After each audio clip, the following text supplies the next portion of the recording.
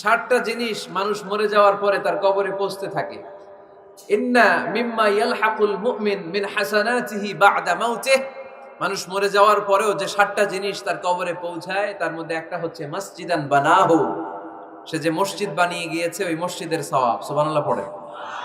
আপনি টাকা দিয়ে মসজিদ বানিয়ে দিলেন, ওই মসজিদে মুসল্লিরা নামাজ পড়ে, রোজাদাররা এসে ওখানে ইফতার খায়, তাহাজ্জুদ আদায়কারীরা তাহাজ্জুদ পড়ে, তাদের সওয়াবের কমতি হবে না, কিন্তু তাদের সওয়াবের একটা পার্সেন্টেজ সওয়াব যে ব্যক্তি মসজিদ বানালো তার আমলনামায় আল্লাহ ঢুকিয়ে দেয়।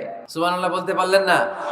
হে নামাজি আমার ঘরে নামাজে পড়ো আজ, দিল মে তোমার চরণ তলে হৃদয় যায় নামাজ।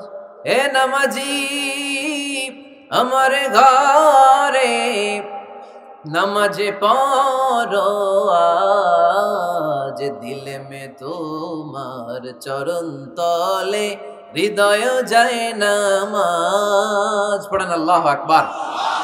কি সুন্দর লিখেছেন কাজী নজরুল ইসলাম। মসজিদ কেমন যেন মসজিদ তার নিজের ভাষায় আল্লাহর কাছে কেঁদে কেঁদে ফরিয়াদ জানায়, আল্লাহ নামাজিরা আমার ঘরে আসে না, কি সুন্দর টাইলস, কি সুন্দর মুসল্লা, কি সুন্দর এয়ার কন্ডিশন, সব আছে কিন্তু মুসল্লি নাই, ঠিক কিনা? মসজিদগুলো আল্লাহর কাছে ফরিয়াদ জানায়, এজন্য আমরা যেন মসজিদমুখী হই। কি মুখী?